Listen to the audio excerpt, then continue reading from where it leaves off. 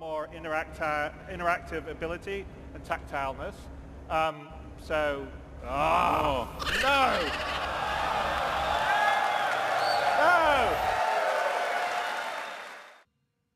All right, so today we actually do have some ship news, and that is the release of CIG's latest ship, the Argo SRV, which I believe is short for Stevie Ray Vaughan, or Search and Rescue Vehicle. Also, they released another variant of an existing ship, and that ship is the Super Hornet Heartbreaker. So without further ado, let's get started.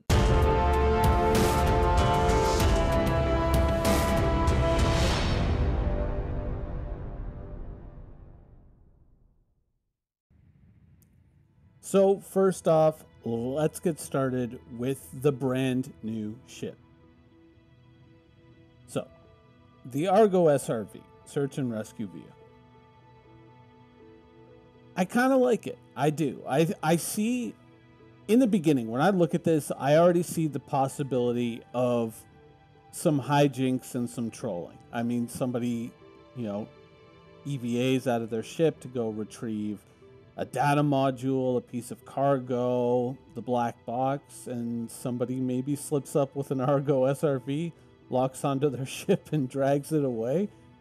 The potential for tomfoolery here, I think, is pretty sweet. So it's a ship that, as a pirate, I would keep my eye on. It's not something that I would go out and immediately buy. I think that for a ship like this, for a tug, $130 for new money, $150 for old money is a little bit steep for a ship like this.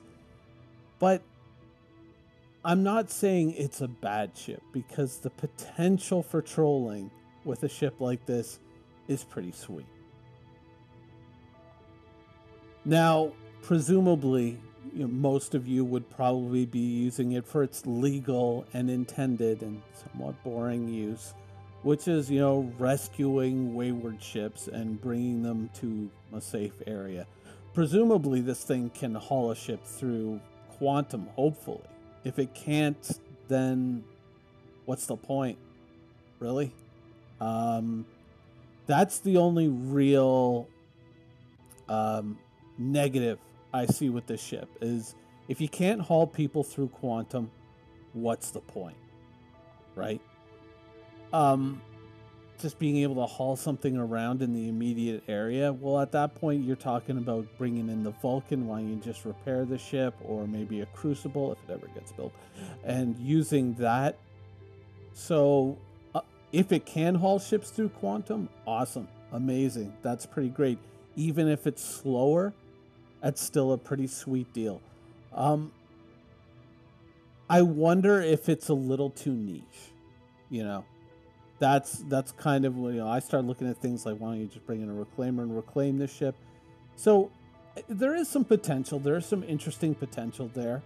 And I do like the ship. I like the way it's designed. I like the way it looks. I like the wide open cockpit view. Amazing. And I think that it's Sarah McCulloch, or McCulloch, I'm sorry if I'm mispronouncing it, who designed this, who also worked on the Mercury, if she wasn't solely responsible for the Mercury. I believe it was a team effort, but either way, I've seen her attached to 2 ships now, and both of them have been, overall winners in my book, so good job. Now, in ATV, CIG promised a wide array of missions to go along with this ship, so even if you can't rely on your local players' random disasters to provide you with something to do, there are going to be missions around the ship. So I think that that's going to be pretty good. And I mean, overall, for someone who's looking to kind of get into this universe and, RP as a search and rescue operator, yeah, I mean, it's solid. It's 100% solid. It's overall usefulness beyond its kind of niche application, not too sure about, but as a ship, it's a solid ship. Even though it is niche, it is obviously going to be a place where it's needed. It can also haul cargo too. So it's going to be interesting, I think, to see how it develops. But I think the more interesting side is going to be how players use it in unintended ways. Let's just say that. So the potential for hilarity, I think, with a ship like this could be quite great. I wonder what it would be like if you were to actually grab a group of people who are EVAing and start hauling them around. And now we move on to the Super Hornet Heartbreaker. No, sir, no, it's called the Heartseeker. No, it's called the Heartbreaker. Because even though you can buy this ship today and it is based off of an existing model of a ship, you will not be able to get this ship until 3.5 releases in March, just in time for Valentine's Day. And to spice that up just a little bit, the loaner for this ship is the F7C, yes, the base Hornet. Now, the cost of this ship is $175 for new money or $195 for old money. So none of the other parts are really bespoke to this ship. These are all things that you can acquire, in the universe. It is basically just built off of a Super Hornet.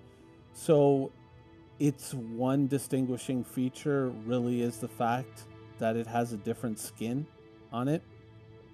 So if you already have a Super Hornet or you're thinking about getting a Super Hornet, yes, this is a pretty expensive skin, depending on what you CCU into this from. Now, overall, the Super Hornet is a solid ship. So if you're going in with new money, $175. I think the Super Hornet was originally $165. Correct me in the comments below. So it's not that bad a deal. And the Super Hornet is a solid ship, and the skin isn't ugly or anything like that. But if you're CCUing into this, it's a pretty expensive skin for $195 of old money. Then again, I'm not sure what the Super Hornet is now if you CCU into it. I think it's still 165, 175 base, right? Anyways, something to keep in mind. That's the show for today. I hope you guys enjoyed it, and I will see you Monday.